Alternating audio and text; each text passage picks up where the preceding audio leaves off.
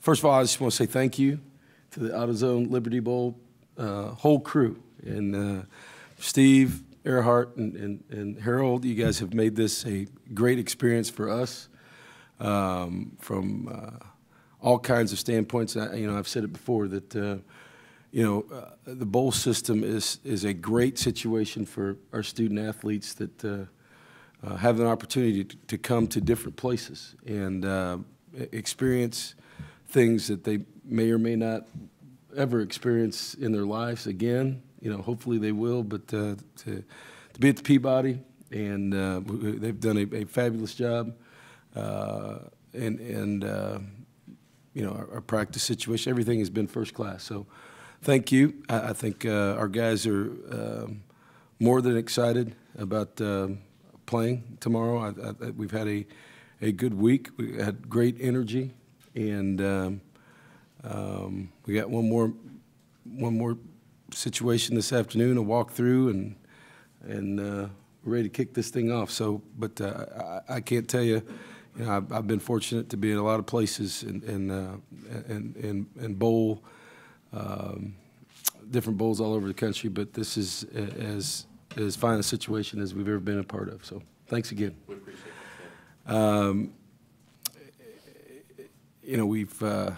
We've had a couple different gatherings with West Virginia, and I know our players are starting to get on edge a little bit, and it's about time to play the game. So coaches, players, there's a lot of familiarity in this game, and we'll see where that goes tomorrow. But I think what you see is that both of us are extremely similar in not just our approach to the game, but really how the season has gone. I think we have identical records. We've won some big games, both of us. We've lost some games that we probably could have won, but just didn't. And we've got some explosive players on both teams. And a lot of times in bowl situations, there's different scenarios as far as excitement of the players and ready to play. But I have no reason to, based on the way that our week of practice has gone, that our guys won't be ready to go tomorrow. Questions, and if you will identify yourself and your organization, please. Steve McGarvey, Associated Press. We're starting with two young quarterbacks playing this game, Skylar for them and Allen for y'all. Just what can this game do just in terms of momentum going into next season, both these guys coming back? Well, we've had young guys playing all year, and one game, particularly for a young quarterback, does not define you. And all I can do is talk about our team. I think that Kyle has been very, very solid over his last, since he started. I think that what we're looking for tomorrow is more consistency, not just out of our team, but really out of the other 10 people on the field offensively. And there's no secret. I keep putting the pressure back on not the quarterback, but on our other guys. And sometimes they've responded, and sometimes they haven't. So basically, that's where we are right now offensively. And from that standpoint, it's not about the quarterback or one player. It's about the other guys that are going to play with him and how they're going to respond and be consistent. And that's an issue. I mean, for us, if you look at a team the way we've played this year, up and down, that's part of a team that needs to grow up and mature a little bit. And that's what I'm interested to see tomorrow, and that's what the offseason and next year is about. But don't get me wrong, tomorrow is important, and I think for our seniors, as I said before, to be the first class in 118 years of football to win 4 bowl games, that's a big deal. As we played, there's been some really, really good players here and some really good teams. But in a situation where they can walk around and say that they're the only class to ever do that. That's something that people can never take away from. So that's important. BoxTexAgs.com. Kevin, can you take us through the game day challenge without down 3 assistant coaches and facing West Virginia? The game day challenges, we're playing West Virginia, and you know, both of us probably had to change our signals. Maybe we'll just keep the same signals and not believe each other. We got about 3 different systems ready to go. So, and really the signals are, everybody makes fun of that. It's a big deal, but pretty much, like I told our team, hey, you know, you can watch the tape all you want. We'll have a good feel for everything, but coaches aren't playing in this game. Players are. So last time I checked, even if you know the signal, people can't hear you out there if you yell out what the play is. And so our guys gotta play and understand concepts and think conceptually. But I think that you know, our staff has done a nice job. I think Mark Hagan has got our guys prepared. We got some juice. You know, we activated a couple of our graduate assistants on both sides. And you know, this time of year is really different for a lot of different places. You know, there's a lot of coaching changes. There's some going on as we speak, and guys are playing in bowl games. Some guys are moving around. All kinds of things are happening. You have to be able to adapt to those types of changes and keep moving and figure out in your program what's best for you. And so, you know, really, at this point of the year, with a team, you are who you are. And, you know, what you try to do is tweak things a little bit on both sides, but, you know, it's not going to be a completely different offense or a completely different defensive scheme in a couple of weeks of practice.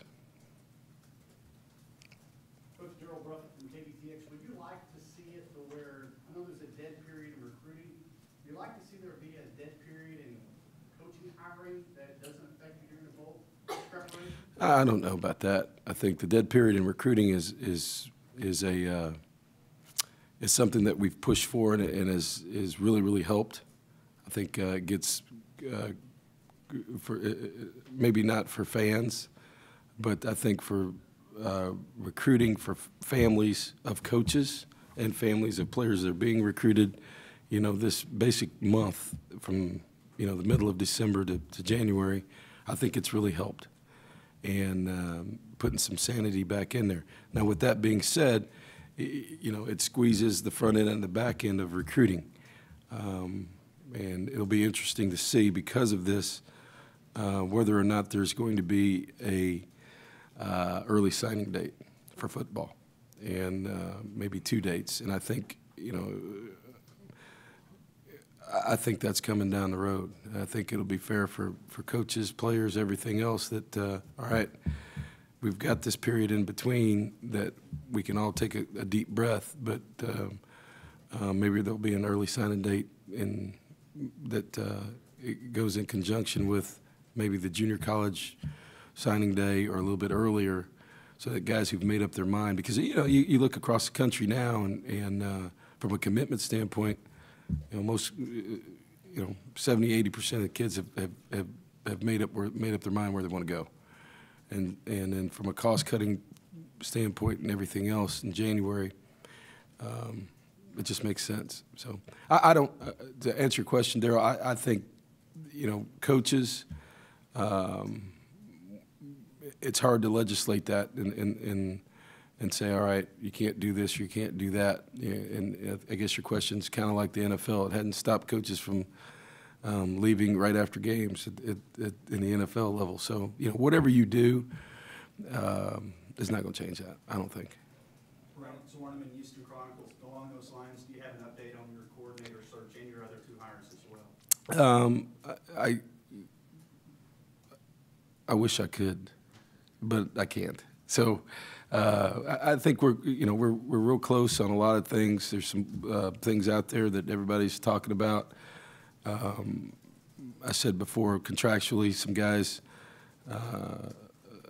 are doing things that I just can't comment on it right now. I will say this: it's gone very, very well. We're happy with where we are, and I think that you know, our focus this last week, Brent, has been on this game, and then you know, after tomorrow, I think you'll see things start to pick up dramatically, and you know, it's we've had no shortage of qualified and phenomenal guys that we've have either shown interest or we've talked to, and you know, I'd say something's going to happen here in probably in the next week, and all those hires. Kevin, Kate Rocklis, you know, you mentioned the ups and downs, and this has been a season of change at quarterback and now some coaching positions. What has been the most challenging aspect of this for you, and how do you think some of these experiences will impact the program in the future, the next season? You know, that's a good question. I think for me, it hasn't. You know, it's part of coaching, and you know, if you have a season like this, you know, you're making changes for the good of the program. When you're successful, then changes are made for you because other people come get your guys, good players or good coaches. So what you have to do is be able to assess the situation for what it is, figure out you know, what you need to do to get better for the good of the whole program, and you know, I think we've done that. I think right now, yeah, you know, like you said, you can look at it. We're down a couple coaches. We got, you know, this and that going on, but in the grand scheme of things, we have an opportunity, I think, to take another step, and you know, whether that's coaching, whether that's players, whether that's how we play, and that's been our focus. So, hardest part is I don't know. That's my job. So, you know, I don't ever look at it like that. I think that you know, sometimes from the outside looking in, it doesn't make any sense to a lot of people, but there is a method to our madness, and we're going to be just fine.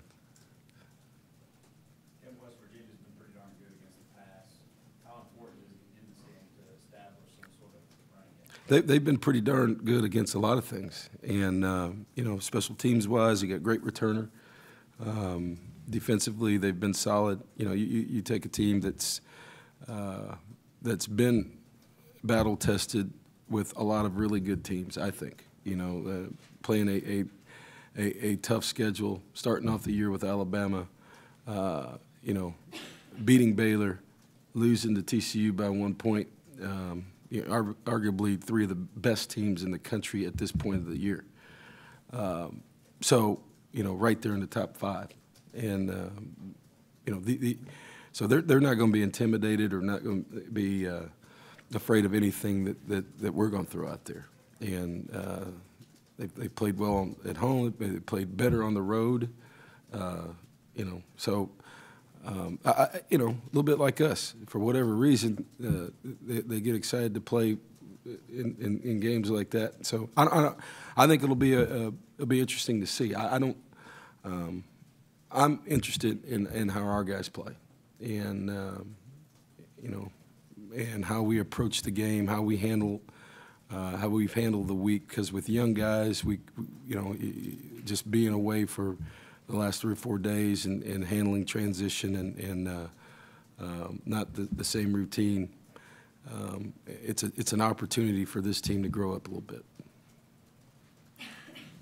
Kevin Roberts, Cessna Eagle, when Howard came out in high school, were you on the radar? Did you look at him, quarterback for them?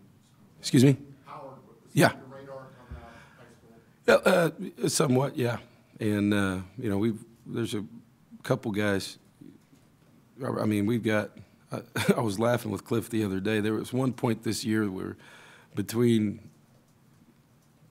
here and Houston and Tech, there was like 9 guys starting all over the country that we had either had at our place, coached, or done something to. You know, so Yeah, we evaluate lots of quarterbacks, and you know, just because we don't sign you doesn't mean that we didn't recruit you, or look at you or evaluate you. So, and you know, it's obvious that looking at these bowl games, there's a bunch of other guys playing on a bunch of other teams that were either at one of the last two places there are, and that's what happens with quarterbacks. Let's just be honest. You know, it's not like offensive line or secondary where you know you move and you can play four of them at a time. And one guy plays, and guys get frustrated, and they're used to being the guy. So, you know, I think you see that in Louisiana Lafayette, and UTEP, and TCU, and all kinds of people playing all over the place, and they're being successful. And there's an evaluation process that goes along with that. But obviously, he was on our radar. Kevin, how important is the idea of what you spoke about before in terms of the bowl game in a lot of ways being the first game of the following season? It's important, and you know, I think we've approached it like that since we've been here. Yeah, we want to have a good time. We want to send our seniors out the right way, but we're also interested in the young guys playing well, and really getting it into you know, starting the new year off the right way. And I think we've been successful doing that in our approach. And like I said, there's a three-part process. We have a developmental time during bowl practice for the players who don't play as much, second-level guys, and then we get into game preparation. And then, you know, how you play and handle environments speaks volumes about, you know, where you are as from a leadership standpoint in handling not being at home. And so, yeah, there's a lot of things that we can learn from this experience, and a lot of things that, you know, we got some guys that got to grow up. And I think from what I've seen during this week, I've been very, very pleased with how our teams approached it and how they practiced. And, you know, we're playing, you know, without saying much about it, and I've heard Dana say it, you know, it's like looking in the mirror. It's a team that is talented, extremely talented in West Virginia. That's got some guys that are going to play on Sunday. They play very, very well. They're well coached, and they got good team speed. So, you know, it's been a while since we've played, and you know, I think our guys understand that we've got to get up to game speed very, very quickly. And both teams like to start fast. But based on what I see, this is going to be a four-quarter game. Does it add a little intrigue that West Virginia is one of the two schools that replaced y'all in the Big 12? No, it's just what I said. You know, we were laughing the other night, Dana and I, that you think about, you know, 4 years ago, the bowl matchup here was not that. And, you know, one team was in the Big 12, and you know, we were both in new conferences, and we haven't played each other ever. So, you know, whether they replaced us or not, I think, you know my feelings, Brent. Things have changed, and so the seniors on both these teams, when you look back on it, really didn't sign up to be in the Big 12 or the SEC, and so to be where they are right now, I think there's a lot of pride involved in that. And you know, it's I think people make more out of the conference matchups than need to be made. You know, at this point, players don't talk about that. Players talk about playing opponents. What sticks out in your memory from those couple of years that you and Dana worked together in Houston? I'm just wondering how much have you kept in touch with each other since? We talk all the time, and Dana's a good friend, and was one of the you know, people have heard the story of how we used to recruit Houston together when he was at Tech and I was at Oklahoma as an assistant, and battle over players, and then battle during games, and then we got together, and You know, from a personal relationship, family relationship, the whole bit. You know, I can't tell you how much respect I have for him as a coach. And you've heard me use the word. I don't use it very much, but when it comes to football and being brilliant, that's what he is. And his ability to not only X and O, but communicate with players is outstanding. And like I said, you know, he's a guy that, you know, in our couple years there, we had a lot of success based on where we were. And it doesn't surprise me that he's going to continue to have that much success because he knows what he's doing.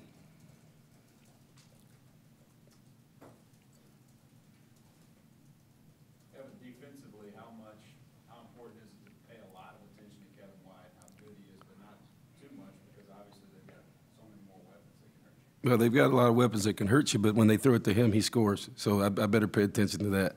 So I told our guys. So a little bit like Josh on our team. You know, you better pay attention to those guys, and you start looking at catches and touchdown ratios and things like that. Yeah, there's a lot of things we better pay attention to in this game. You know, like I said, people thought I was joking, but you know, we're going to put our team to bed early tonight, because there's going to be a lot of the football is going to get snapped a lot tomorrow, and then you know, that's kind of the way it works, and at a certain point, we've got to keep our players in position to make plays, and they've got some great players offensively and defensively that even if you're there have embarrassed some people, and some really good teams too. So you know, the good news is we got some guys like that too, and what we've got to do is put guys in those positions, and you know, sounds kind of crazy, but there'll be a couple times, more than a couple times I think tomorrow, that we're coaches, but during the game there's going to be plays that have to be made by players, and at that point, whether coaches admit it or not, you're going to be just like the fans, hoping that our guy makes a play and their guy doesn't, or either way. One more. Sir, Coach Sumlin, Jason Larson from AutoZone Sports and Westside Soul, and also a student, current student at State in College Station.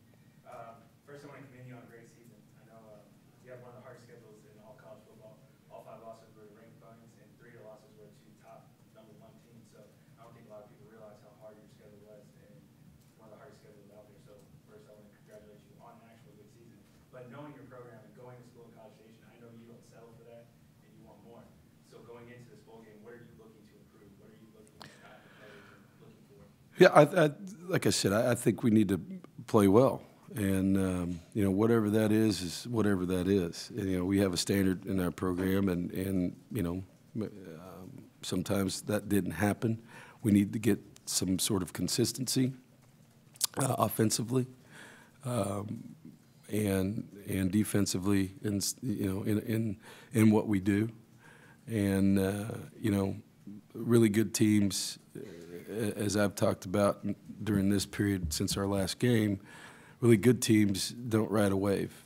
Mature teams are pretty constant, and so when you have young guys, sometimes that's the key. But when you're talking about game, you know, 13 of a season and guys being together, young guys are growing up, and you know, they've been through a lot of different things, and how we handle this week and tomorrow in preparation is one thing, but how you play is another. And so, you know, we need a consistent, sustained effort for 4 quarters to win this game, and that's what I'm looking for. One final thing, Kevin. When you come to Memphis, all visitors, after a day or 2 or 3, there are some basic Memphis questions everybody has to answer. Kind of went through this last night. Young Elvis, old Elvis, your preference? I wasn't around for young Elvis. So it's hard for me to answer that one. Old Elvis, you know, I guess it's going to have to be old Elvis. That's the jumpsuit Elvis. Yeah, that's the Evel Knievel look. Elvis. Exactly. That's the one I know. So Favorite Elvis song? really don't have one. Last question. You know, it's all about the food and the music here. The ribs, wet or dry? That's hard, boy, because like I said last night, Rendezvous gave us free ribs, so I have to plug them all the time. But And they'll send those fans another great they'll take care of that. yeah, I will say this though, I have gotten a box of a lot of things from Corky's too, so They're not a sponsor. that's. But I'm just being honest. I told you that. No, Rendezvous' been great, and you guys, I guess it was on Twitter last night. I said that Texas is more of a wet rib situation, but here our kids have had a great time, and the food's been fabulous. The Peabody's been fabulous, and